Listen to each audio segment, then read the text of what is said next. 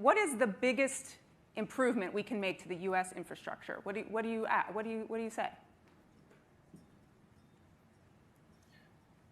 I think we generally could have better airports, better highways, and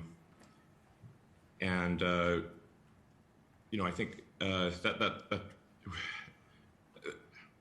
especially in cities that are congested, we've got to do something to deal with the extreme traffic, which I think is some combination of double-deckering freeways and building tunnels. But if we don't do something, we will be stuck in traffic for forever.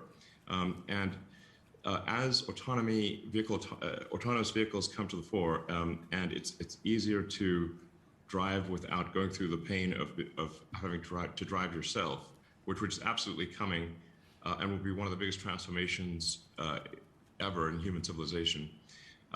There will be more cars on the road, and the traffic will get much worse.